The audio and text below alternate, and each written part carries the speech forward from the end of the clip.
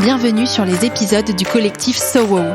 Nous sommes 5 podcasteuses, Delphine, Jeanne, Léa, Sophie et Valentine.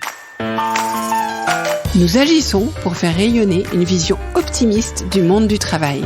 Nous décryptons les transformations Et nous donnons de l'écho aux acteurs et entreprises qui construisent ce nouveau monde. Si vous nous écoutez, c'est que vous pensez que c'est possible. Faites avancer vos réflexions et vos actions avec nous. Coucou les chefs et bienvenue dans ce nouvel épisode à 5 voix du collectif So Wow. Ce nouvel épisode est dédié au sujet de la santé mentale. Sujet complexe me direz-vous, et vous avez raison. Car la santé mentale est un sujet à la fois intime et universel. Il est au cœur de ce qui nous lie les uns aux autres et il est clé dans la performance de nos projets collectifs. Avec les filles du collectif So Wow, nous avons donc exploré pour vous la santé mentale en entreprise autour d'une question centrale. Comment pouvons-nous agir à un titre individuel et collectif pour favoriser le bien-être de chacun et de chacune ? Comme nous sommes 5 optimistes, et même quand les chiffres sont alarmants, nous avons identifié pour vous des idées et des leviers pour améliorer notre santé mentale et la vôtre bien sûr. Vous découvrirez donc dans cette discussion le lien entre santé mentale et santé physique, des visions RH et managériales de cette problématique, des pistes pour agir collectivement sur notre santé mentale et des outils pour progresser de manière individuelle. Pour la réalisation de cet épisode et pour la santé mentale du collectif So Wow, nous sommes soutenus par la super équipe de Yemanja. Yemanja conçoit et réalise des aménagements de bureaux singuliers et personnalisés, et nous partageons le même optimisme pour le monde du travail de demain. Parmi tous les projets qu'ils ont menés, je vous invite notamment à regarder l'usine à rêve qu'ils ont réalisée pour Media One. Ils ont aménagé leurs 12 000 m² de bureaux d'une manière qui libère les esprits, qui pousse à la créativité et qui permet à 700 personnes de collaborer. Les lieux retracent les grandes avancées du cinéma. Ils sont magnifiques et vous pouvez les visiter sur le site de Yemanja que je vous glisse en commentaire. Donc si vous avez un projet d'aménagement d'espace et que vous voulez un effet wow, appelez-les de la part du collectif So Wow et vous ne serez pas déçus. Voilà, je vous souhaite une très bonne écoute de cet épisode à 5 voix sur la santé mentale. Dites-moi ce que vous en avez pensé sur LinkedIn et surtout, prenez soin de votre santé mentale. À très vite. Bonjour à tous. Aujourd'hui, vous écoutez Sophie de Chef, Delphine de l'entreprise de demain, Valentine de New Prana Jeanne de TAF. et Léa du Tilt. On va parler de santé mentale en entreprise. Pourquoi ça nous semblait être un sujet important ? Eh bien, tout simplement parce que sans collaborateurs fonctionnels, il n'y a pas d'entreprise performante et pérenne. Et que, en se renseignant sur le sujet, en lisant des études, on s'est rendu compte qu'il y avait quand même quelques chiffres qui étaient alarmants. Et celui qui nous a le plus fait tiquer, c'est un chiffre d'une étude d'Opinionway qui a été publiée il y a 1 an, tout pile, à la veille de l'été 2022, qui nous dit que 34% des salariés seraient en burn-out, dont 13% en burn-out sévère. C'est plus d'1 tiers des salariés français. Imaginez, vous êtes à un déjeuner professionnel, là, demain midi ou demain soir. Il y a 6 personnes à votre table. Statistiquement, il y a 2 personnes à cette table qui sont en burn-out. C'est énorme. Et en parallèle, il y a un autre chiffre qu'on a trouvé dans le baromètre 2023 du bien-être mental des salariés par Alan. C'est qu'il y a 87% des salariés français qui considèrent que les entreprises ont la responsabilité de prendre soin de leur bien-être individuel. À tous ces chiffres-là s'ajoute bien sûr le contexte sanitaire, géopolitique, économique et climatique qui impacte chacun et chacune des travailleurs, je dirais même chacun des citoyens finalement que nous sommes. Donc, qui, dans le cadre du travail, n'a jamais ressenti de grande fatigue, de stress, d'anxiété, de perte de motivation, de perte de concentration, de productivité en berne, ou alors qui sentait qu'il y avait un problème dans son équilibre pro-perso? On serait intéressé de savoir si vous avez déjà ressenti ça. Il est probable que oui.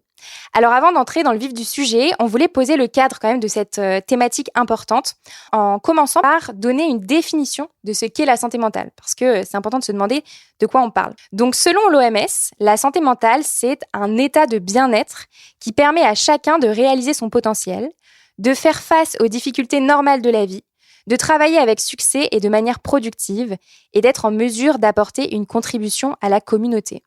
Alors, comme vous le savez, nous ne sommes pas psychologues, nous ne sommes pas psychologues du travail, donc nous prenons la parole sur ce sujet sous le prisme de l'exploration, du questionnement et surtout de la prévention. On va vous amener avec nous dans nos observations via nos différentes casquettes d'ancienne RH, de coach, de chercheuse, de podcasteuse. Donc aujourd'hui, notre discussion, elle tournera autour de 4 grandes questions principales. La première, c'est: est-ce que l'entreprise doit être garante de la santé mentale de ses salariés ?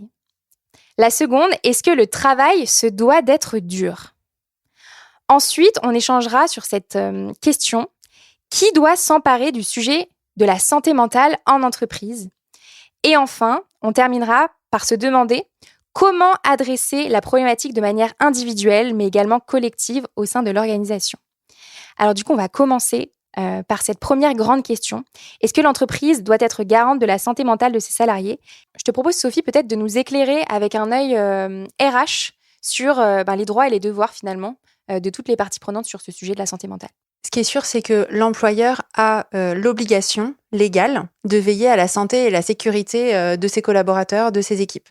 Donc ça, c'est vraiment quelque chose qui incombe à l'entreprise et pour lesquels elle peut être jugée, pénalisée si ça ne marche pas.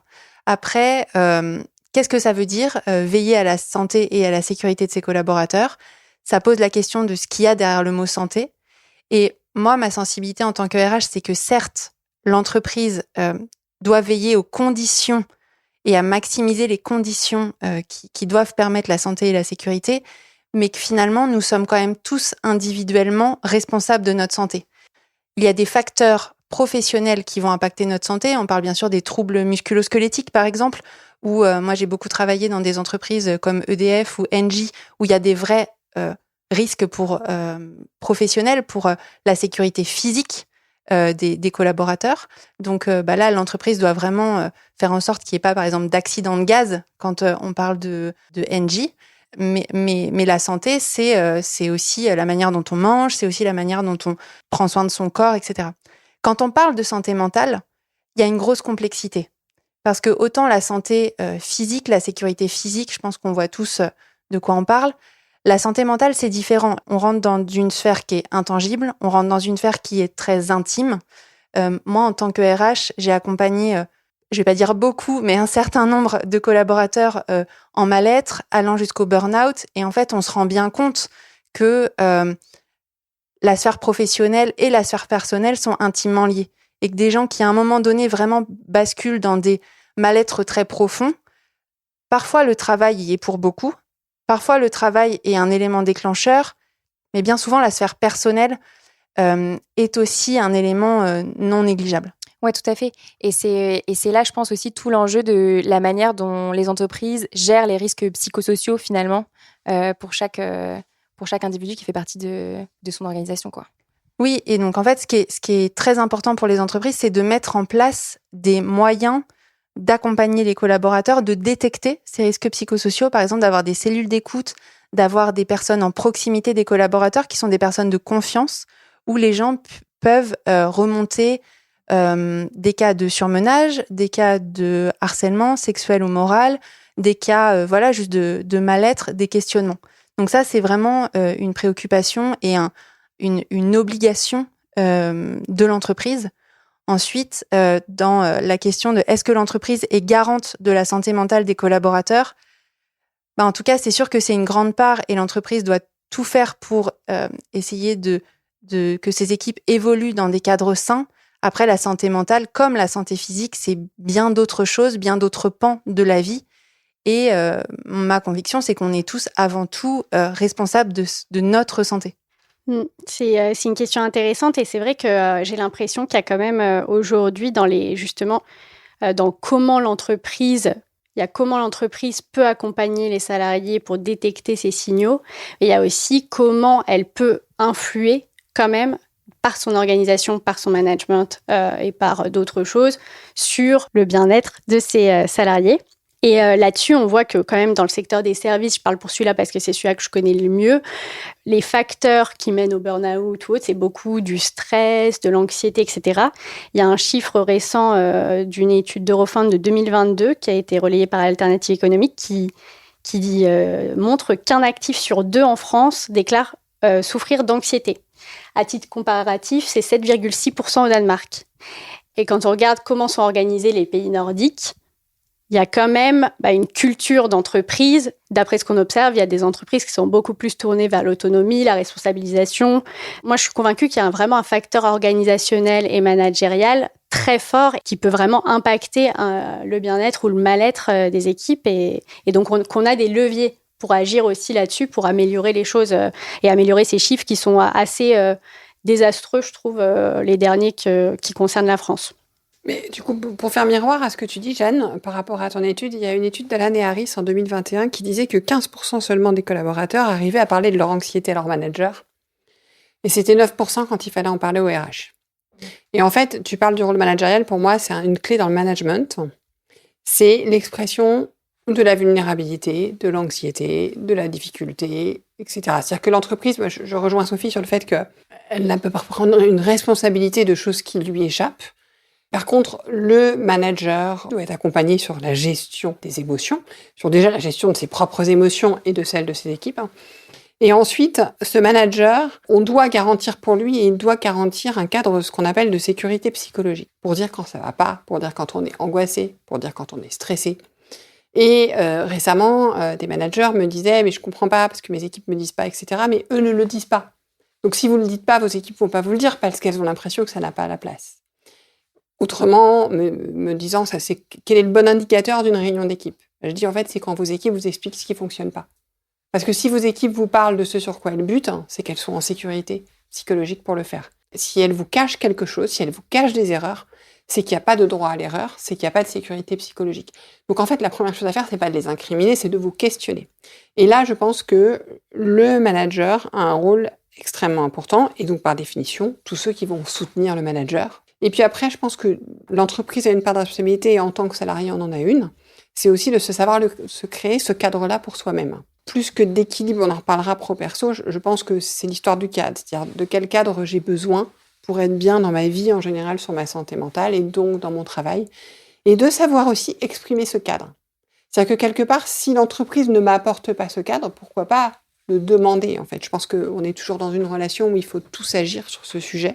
Et j'en parlais avec vous quand on préparait cet épisode, parce que la première fois que je l'ai entendu parler, c'est dans un milieu anglo-saxon. Les anglo-saxons sont beaucoup plus en avance que nous sur l'aspect diversité. Et c'était donc des collaborateurs qui exprimaient, là pour le coup, des troubles de la santé mentale. Et au début, je ne comprenais pas cette expression. Preuve qu'on était loin, enfin voilà, c'est il y a 15 ans, 20 ans, on était loin de cette maturité qu'on a aujourd'hui pour en parler, je pense. J'aimerais rebondir sur quelque chose que tu dis, Delphine, qui est très intéressant, parce que sur le cadre de sécurité psychologique qui peut être amené par le manager ou par l'entreprise, par des dispositifs d'accompagnement, etc. J'ai eu la réflexion sur le sujet de la santé mentale que c'était comme, on parlait d'engagement dans notre épisode 1, d'ailleurs si vous ne l'avez pas écouté, allez-y. On parlait d'engagement au sens large en fait dans la société. Sauf que l'engagement, c'est quand même pas du tout le même tabou que la santé mentale. Et du coup, je trouve que sur cette question, au-delà des dispositifs que peut mettre l'entreprise en place pour accompagner les collaborateurs, il y a vraiment un travail global de détabouisation sur le sujet au niveau de toute la société.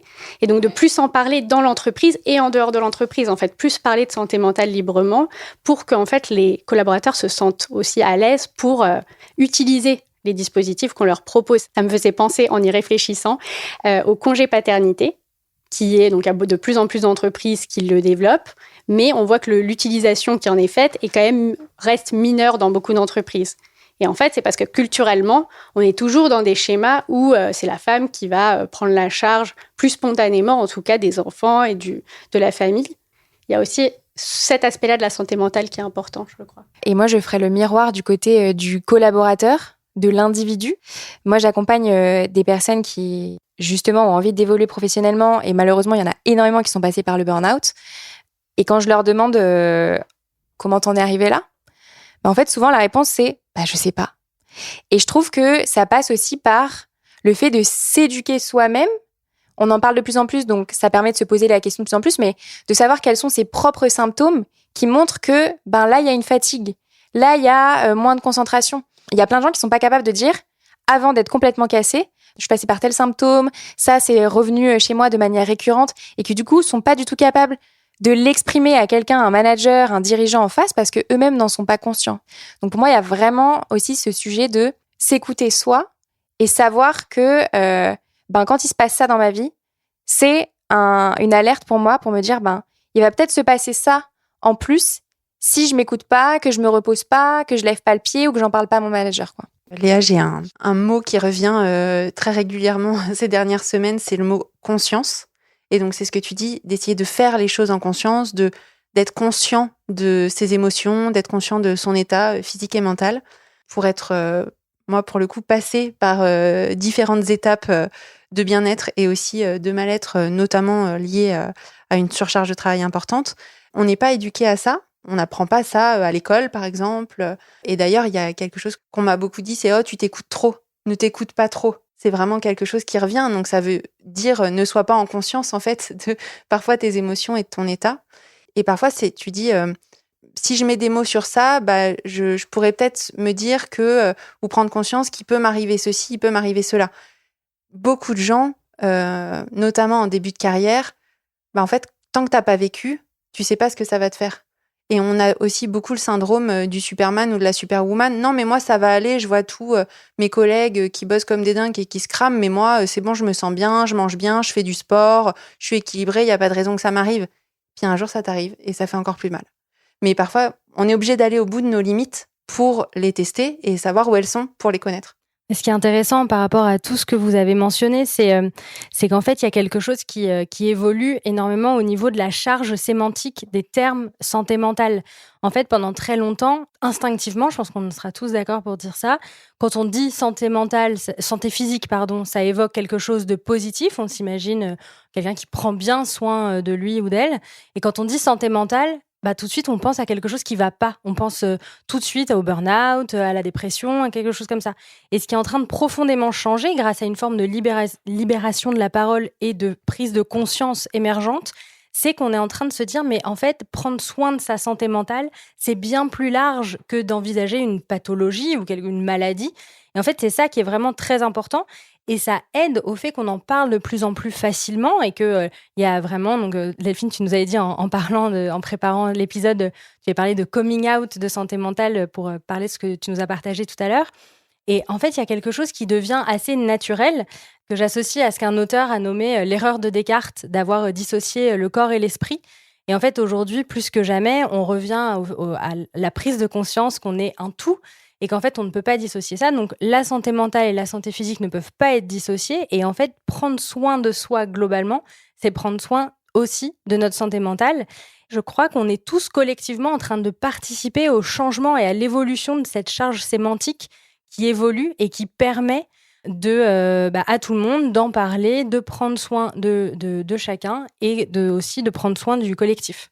Je trouve que ça fait un très bon lien, Valentine, avec notre deuxième thématique, qui est celui sur la pénibilité, la dureté du travail. Est-ce que le travail, ça doit être une souffrance ? Alors, mon cheval de bataille, et c'était ma grande découverte lors de l'écriture de mon dernier essai sur le nouveau récit du travail, j'ai découvert le travail d'un linguiste qui s'appelle Franck Lebas, qui a étudié, qui propose une nouvelle étymologie du mot travail. Parce que finalement, on nous a imposé, l'Église probablement catholique nous a imposé à un moment donné la définition, ce qui est resté comme une mythologie autour du tripalium, autour de la souffrance. Et donc, Franck Lebas a écrit un article absolument passionnant que je vous recommande, qui a appelé ça l'arnaque de l'étymologie du mot travail et qui propose quelque chose de complètement différent que je vous invite à aller voir plus en détail parce que c'est quand même un vrai travail de linguiste qui en gros nous propose plutôt l'idée d'un passage, l'idée aussi peut-être d'un voyage parce qu'il y a aussi le travail, le travel anglais et l'idée qu'il peut y avoir des obstacles qui se posent sur la route, mais c'est encore une fois cette idée de passage et qu'on peut sortir si on décortique en fait pourquoi on a mis au point et pourquoi surtout c'est devenu l'évidence pour tout le monde d'associer le travail à la souffrance. On peut décortiquer ça et donc le voir différemment.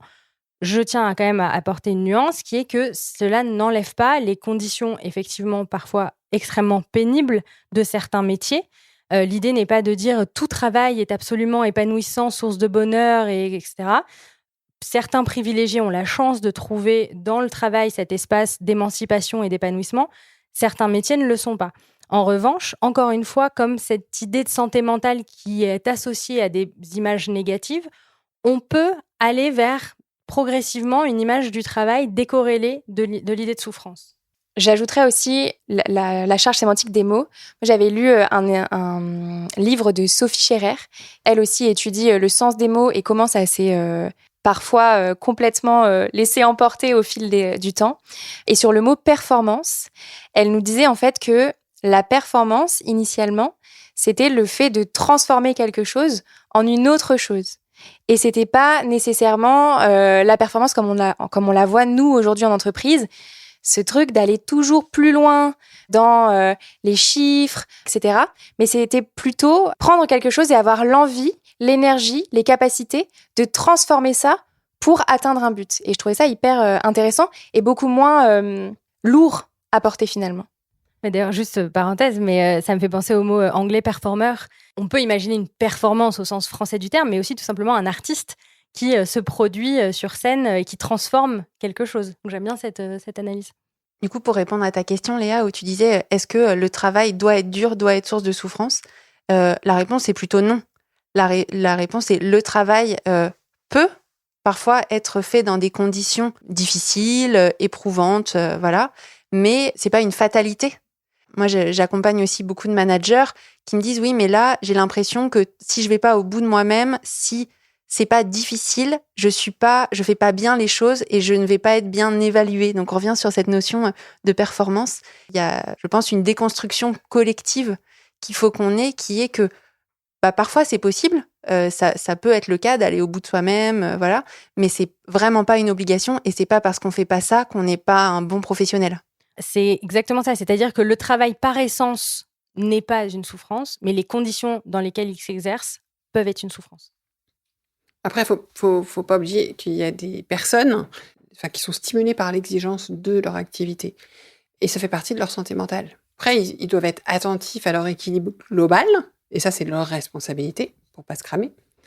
Parce qu'effectivement, récemment, j'ai discuté avec un manager qui me disait « J'ai fait un burn-out alors que j'étais totalement épanouie dans mon boulot. Donc, en fait, c'est juste mon problème. » Ce qui est difficile, et pour nombre de personnes, et je pense que ça doit être considéré aussi, c'est de trouver cet équilibre dans cette envie d'exigence, cette envie d'être stimulé, d'intensité, et en même temps cette prise de soin de soi.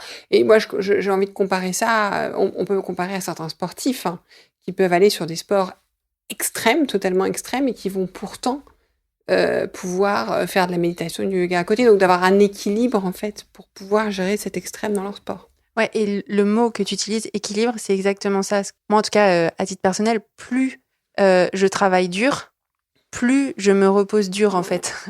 C'est le fameux work hard, play hard. Voilà, exactement.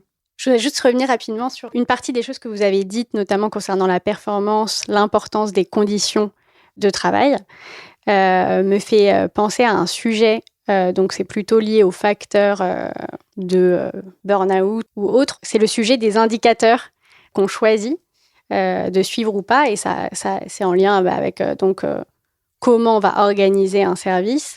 Et je crois qu'il y a une partie, notamment quand on prend l'exemple de l'hôpital, ce qui est beaucoup dénoncé par les soignants, c'est le modèle qui a été repris de l'entreprise sur le service public et qui, du coup, avec un management par le chiffre, alors qu'il s'agit d'actes médicaux. Là-dessus, ça me fait penser au dernier documentaire de Samuel Durand, Time to Work, où on voit des infirmières, une clinique d'infirmières, je n'ai plus le pays en tête, il me semble que c'est la Norvège. C'est aux Pays-Bas, c'est Pays-Bas. Dans cette clinique, en fait, ils ont transformé les indicateurs. L'indicateur n'est pas le nombre d'actes, comme c'est le cas dans l'hôpital public aujourd'hui, mais le temps passé aux soins. Et l'objectif, c'est de le réduire. Et en fait, on observe vraiment que dans cette façon d'organiser le service en suivant ces indicateurs, le sens est beaucoup plus net. Et je crois qu'il y a une grosse partie dans les burn-out et autres de perte de sens aussi au travail qui joue énormément sur la fatigue, sur la motivation et sur la santé mentale en général des salariés. Tout ce qu'on partage là, on voit bien qu'il y a une responsabilité qui est individuelle d'un côté, bien sûr, et qu'il y a aussi une responsabilité collective. Alors du coup, comment est-ce qu'on fait pour faire cohabiter ces deux responsabilités-là au sein d'une organisation ? En fait, il y a une responsabilité qui est et individuelle et collective qui est managériale. En fait, elle est collective parce que manager représente le collectif et en même temps, c'est chaque manager. C'est-à-dire que l'organisation pourra mettre en place tout ce qu'elle veut. On peut avoir des organisations hyper performantes sur la protection de leurs salariés, l'accompagnement, et des managers dysfonctionnels. Donc, si à la fois l'organisation n'a pas le courage de se séparer de ses managers, et si à la fois les managers ne cherchent pas à créer le cadre de sécurité psychologique, ou si l'entreprise ne soutient pas ses managers, tout ça va pas fonctionner. Et je pense qu'aussi, en tant que collaborateur, on a une responsabilité vis-à-vis de nos collègues. Le fait que nos collègues puissent nous parler de leur anxiété. Le fait que notre manager puisse nous en parler.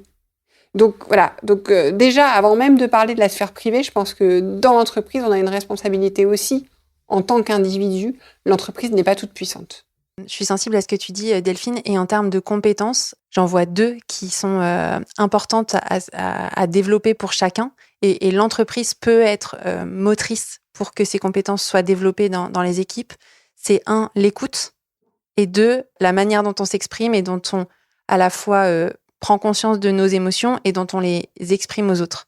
Et donc finalement, c'est vraiment la communication, la manière dont on communique ensemble, à la fois en one-to-one et ensuite en collectif au sein de l'entreprise. Toute la dimension, Jeanne, tu parlais de donner du sens aux équipes pour qu'elles s'engagent et qu'elles se sentent bien et qu'elles comprennent où elles vont. Pour moi, toute cette dimension de communication est absolument nécessaire dans en fait, le vivre et le travailler ensemble en entreprise et participe à la santé mentale des gens. J'ajouterais un outil aussi à ce que tu partages, Sophie, c'est les différents types de reconnaissance qu'on peut avoir dans les organisations. Donc, il y a 4 types de reconnaissance dont tout le monde peut faire preuve et dont tout le monde a besoin dans l'organisation. Il y a la reconnaissance existentielle, reconnaître qu'en face de moi, j'ai un humain, lui dire bonjour, comment ça va, est-ce que tu as passé un bon week-end, est-ce que, je sais pas moi, ta grand-mère va bien. Ensuite, il y a la reconnaissance des compétences, donc vraiment reconnaître que l'autre est compétent sur un sujet donné. La reconnaissance des efforts, qui est quand même assez différente de la compétence, c'est reconnaître que la personne, elle se donne en termes d'énergie, en termes de temps, pour que le projet et le travail qu'on fournit, il avance. Et puis la dernière chose, c'est la reconnaissance des résultats. Donc là, on est vraiment plus sur ce que tu disais, Jeanne. Comment est-ce qu'on mesure les résultats, justement ? Mais ces 4 types de reconnaissance, elles doivent être réciproques. C'est pas que pyramidal. C'est vraiment dans tous les sens que chacun en a besoin et dont on peut aussi faire preuve pour les autres, quoi. Du coup, tu me fais penser à un outil aussi. Je pense qu'il est de notre rôle à chacun dans l'entreprise de remplir le réservoir de confiance de l'autre. En fait, on a besoin d'énormément tous remplir notre réservoir de confiance. Le fait de penser qu'il y a des gens qui ont confiance en eux, c'est une erreur. À la base, on a besoin tout le temps de remplir notre grand sac. Et pour ça, il y a un outil qui marche extrêmement bien, c'est le feedback. Le feedback, n'oublions pas qu'il est soit positif, soit qui permet d'apprendre. C'est quelque chose qui va juste nous permettre, qui va nous nourrir. C'est extrêmement important. Si vous nous écoutez et que vous vous dites « mais c'est compliqué, qu'est-ce que je peux faire ?» etc. Déjà, on parlait d'écoute, on parlait de communication, on parle de reconnaissance, on parle de feedback. Le feedback, c'est à la fois la communication et la reconnaissance. Je pense que rien que ça, c'est fondamental. Rien que se dire « est-ce qu'aujourd'hui, j'ai pris le temps de faire un feedback positif à au moins la moitié des gens que j'ai croisés ?» Et un feedback, c'est pas merci. C'est circonstancié. On donne un motif. Et ça, je pense que c'est un acte civique de prendre soin de la santé mentale des autres. Et je trouve que la bonne nouvelle, c'est que ça nous fait beaucoup de bien, nous aussi. Et ça veut dire aussi, quand on nous tient la porte à l'ascenseur, c'est des choses comme ça. Moi, je fais du théâtre dans ma vie hors boulot. Et la semaine dernière, on avait une répétition et j'ai vraiment adoré jouer avec mon partenaire qui s'appelle Ellie. Et je me suis demandé si j'allais lui dire, parce que vraiment, c'était un moment où j'avais trouvé que c'était fluide, on connaissait tous les deux notre texte, et vraiment, j'avais pris beaucoup de plaisir. Et je me suis dit, je vais lui faire un petit message et je vais le remercier et lui dire pourquoi j'ai beaucoup aimé jouer et ce que ça m'a apporté. Et en fait, il m'a fait un message en me disant, mais tu as illuminé ma journée, vraiment, ça m'a fait grand plaisir et ça a renforcé à la fois sa confiance en lui, il me l'a dit après, ça a renforcé sa confiance en lui en tant que comédien, et ça a vachement renforcé notre binôme. Mais tu vois, c'est dingue ce que tu dis, qu'on en soit aussi au stade où on se questionne avant de faire un feedback positif.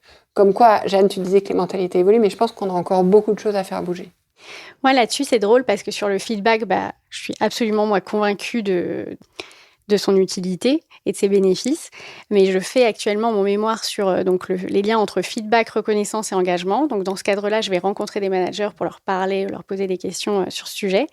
Et j'ai été récemment en contact avec un manager qui m'a dit « Moi, en fait, le feedback positif, j'en ai pas du tout besoin personnellement. En tant que manager, je n'en ai pas besoin. » Et du coup, je me questionne un petit peu sur le fait de l'impact plus ou moins élevé que peut avoir le feedback par rapport à d'autres signes de reconnaissance selon la personne. Et donc, ce que je me dis, la réflexion qui suit, c'est il faut aussi connaître vos équipes. Je me dis que les entretiens que je passe actuellement avec ces managers, en leur demandant clairement qu'est-ce qui compte pour vous sentir reconnu, qu'est-ce qui compte pour vous engager. Ces questions-là, en fait, c'est des questions qui devraient être posées à ces équipes, idéalement, et que les gens qui travaillent ensemble se connaissent mieux sur le sujet et se poser la question clairement. Je pense que absolument, enfin, pas que je pense, je l'ai constaté qu'absolument tout le monde a besoin de feedback positif. Et que ce qui m'a le plus surpris, c'est que quand j'en ai fait à des gens qui, a priori, n'avaient aucun besoin de feedback, ou j'étais sûre qu'ils savaient que là-dessus, ils étaient brillants, etc., à chaque fois, ils m'ont dit qu'ils étaient hyper touchés parce que personne ne leur disait jamais. Oui, alors c'est vrai que c'est à relativiser, c'est-à-dire que en fait, c'est pas pour ça que ça va pas avoir un impact positif sur lui. Mais ça va être plus ou moins important selon les personnes. Et il peut y avoir d'autres facteurs qui influent plus sur la santé mentale que le feedback pour d'autres personnes, c'est ce que je dis. Pour boucler avec ce que vous disiez sur aussi l'équilibre entre l'individu et le collectif par rapport à tout ça, j'aimerais vous partager le travail de chercheurs que je mentionne aussi dans mon dernier texte sur l'ocytocine, qui est l'hormone de l'amour dont on a besoin en tant qu'espèce. J'en parle aussi dans mon premier texte sur l'accouchement parce qu'il y a de moins en moins d'ocytocine lors de l'accouchement et donc ça pose une vraie question sur la survie de notre espèce. Et aujourd'hui, ça pose aussi question dans le contexte du télétravail généralisé et le fait qu'on travaille de plus en plus à distance. En fait, c'est une hormone dont on a besoin. Et par exemple, quand vous mentionnez le feedback positif, par exemple, si on est dans un open space et que quelqu'un va recevoir un feedback positif qui va lui faire du bien, en fait, il va partager l'ocytocine avec les personnes qui sont autour de lui. C'est une hormone qui va circuler. Et en fait, le fait de se couper de ça va avoir aussi un impact sur nos liens les uns avec les autres. Et je cite les chercheurs qui nous disent « L'ocytocine permet d'assurer la cohésion du groupe tout en le protégeant ». Donc en fait, cette hormone d'amour et de lien, elle nous protège les uns les autres et donc forcément, elle a un impact sur notre santé mentale. Donc mon point, c'est qu'on a besoin les uns des autres pour être en bonne santé mentale. Ça veut dire que si je te fais un feedback positif, Valentine, ça rejaillit sur nous toutes qui sommes là en fait. Voilà. C'est ça. C'est vraiment intéressant. C'est bénéfique. En fait, tout ce qui va être positif, bénéfique à une personne, va être bénéfique au groupe. Et moi, je suis sûre que faire un feedback positif, pour la personne qui le fait, c'est très source de bien-être aussi. Complètement. C'est très efficace aussi. Alors oui, je voudrais juste évoquer un point qu'on n'a pas du tout évoqué, mais qui est important. Alors je crois qu'il serait important pour Sophie aussi, je me permets de dire ça. C'est que moi, je suis très sensible au beau. Moi aussi. Voilà. Et nous, au moche. Et en fait, nous, on aime le moche. Non, sachez-le. pas du tout. C'est pas ce que je voulais dire, mais parce qu'on en parle souvent. Et personnellement, pour ma santé mentale... Un shoot de... C'est un shoot de dopamine. Ouais, merci.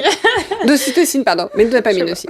Pour ma santé mentale... J'ai besoin du beau, j'ai besoin d'une bougie, j'ai besoin d'un cadre agréable, etc. Quand je rentre dans des bureaux, pour moi, en fait, c'est une énergie que je ressens. Et donc, ça participe énormément au fait que je me sente bien, déjà, rien que pour rentrer en contact avec les gens. Et en vous en parlant, je fais le lien avec le partenaire que nous avons pour cette saison, Yemanja. C'est vrai que c'est quelque chose que j'ai beaucoup apprécié quand on les a rencontrés. C'est que je pense qu'on avait cette vision commune. Et pour moi, ça paraît anecdotique, mais je me rends compte quand on en parle que c'est vraiment très important. Dans les moyens qu'on a abordés pour prendre soin finalement de la santé mentale de nos collaborateurs, on a parlé du cadre, on a parlé de la communication, on a parlé des bureaux avec Yemanja. Et hier, je discutais avec un manager qui me disait qu'en ce moment, c'était compliqué pour lui dans son entreprise. Et je l'ai questionné sur les besoins. Sur ses besoins à lui et à quel point ses besoins étaient remplis ou pas. Et en fait, on est revenu sur justement ces trois notions et ça fait le lien avec ce qu'on se disait au début de la prendre conscience de ses besoins individuels et questionner le cadre que l'entreprise nous offre, donc y compris les bureaux dans lesquels on évolue, la relation avec nos managers, le sens de notre travail, et ne pas hésiter, si le cadre n'est pas le bon, à en changer, à le faire changer, ou voire à créer son propre cadre, comme un peu ce qu'on est en train de faire aujourd'hui avec notre collectif. Exactement. Et ça fait un merveilleux lien avec la dernière question que j'avais envie de vous poser. Comment vous, chacune, vous prenez soin de votre santé mentale au quotidien ? Alors, je ne sais pas si je me l'applique beaucoup à moi-même, mais c'est quelque chose, c'est une vraie conviction par contre, c'est les rythmes de travail, repenser les rythmes de travail. Alors, c'est en train de changer avec le télétravail, ça devient beaucoup plus flexible puisque quand on est en télétravail, on peut mieux adapter nos horaires. Mais je crois qu'il faut vraiment sortir du modèle de l'industrie, qui a été basé avant sur l'industrie, du 9h-17h, pour que chacun puisse trouver un rythme qui lui convient mieux et qui correspond mieux, qui a plus de sens pour lui en fonction de sa biologie, de son fonctionnement et de là où il sent qu'il va être efficace. En tout cas, moi, c'est quelque chose qui est très important pour moi, même si c'est dur à appliquer au quotidien. Même quand tu as le choix. Même quand tu as le choix. Moi, 3 choses. La première, c'est je m'assure de bien m'entourer et que chaque semaine, je rencontre des gens que je découvre, qui m'énergisent. Donc ça, c'est un point important. C'est mon fuel. La deuxième chose, c'est de faire attention. En fait, autant j'aime rencontrer, autant j'ai besoin de moments seuls. Je suis ce qu'on appelle ambiverte. Enfin, j'ai compris que j'étais ambiverte et donc je fais attention à équilibrer. Par exemple, je viens de traverser une semaine où j'avais énormément d'échanges. J'ai annulé tout ce que j'avais les soirs. Parce que pour moi, le soir, je ne pouvais pas repartir sur des échanges. Je n'aurais pas été disponible pour un échange. Donc ça, c'est une deuxième chose et sur laquelle on a complètement la main. Et la troisième chose, pour ma santé mentale, ça va être de demander des feedbacks. Parce que je suis loin d'être ma meilleure amie, mais je pense qu'on est tous loin d'être nos meilleurs amis. Et aussi parce que j'aime apprendre. Donc des feedbacks positifs, mais aussi des feedbacks correctifs. Et ça, c'est ces 3 choses-là, moi, qui me maintiennent dans un bon équilibre. Après, tout le reste, bien sûr, qui est plus de la sphère privée. Alors moi, je vais rebondir parce que j'ai un peu le même sujet d'avoir besoin de moments seuls et des moments pleins de sociabilité avec les gens avec qui j'aime travailler, les gens avec mes amis, ma famille, etc. Donc déjà d'avoir compris aussi sur moi que j'ai besoin de ces temps-là.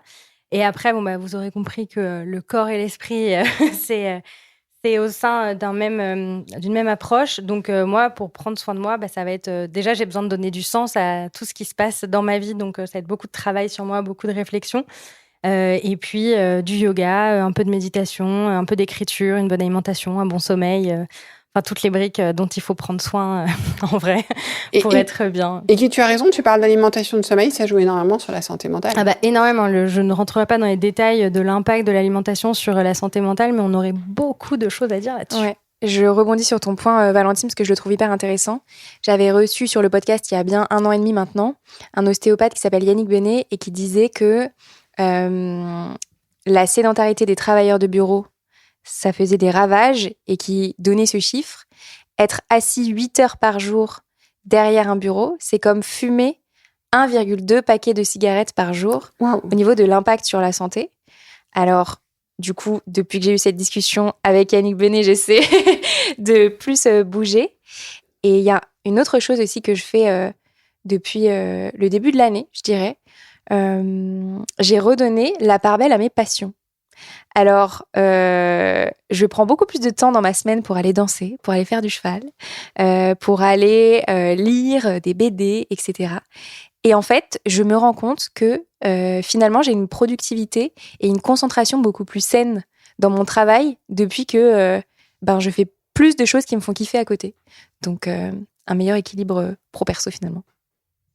Je te rejoins, moi aussi, Léa. C'est vraiment mon fuel, comme tu dis, Delphine, vraiment d'avoir un équilibre de vie de manière générale. Et moi, j'aime bien parler de puzzle.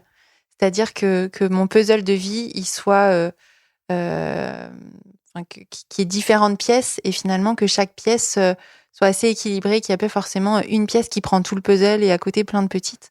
Donc, un travail épanouissant, travailler avec des gens sympas et avec lesquels je prends du plaisir à avancer, à mener des projets, du yoga, beaucoup, et un lieu de vie, que j'ai choisi être différent de la région parisienne. Après 13 ans à Paris, je me suis rapprochée de la mer et donc aujourd'hui, je vis en Bretagne et ça a vraiment été très apaisant pour ma santé mentale. Merci beaucoup, les filles, pour tous vos partages. On espère, chers auditeurs et chères auditrices, que vous aurez pu saisir quelques idées qui vous aideront à réfléchir davantage ou à implémenter de nouvelles choses dans vos organisations ou à titre individuel. On vous met tous les liens de toutes les ressources dont on a parlé dans la barre d'infos et on vous dit à bientôt. Merci de nous avoir écoutés. À bientôt pour la suite de nos explorations. Retrouvez-nous sur nos podcasts Et sur la page LinkedIn du collectif SoWo. Si vous avez envie de construire avec nous, contactez-nous.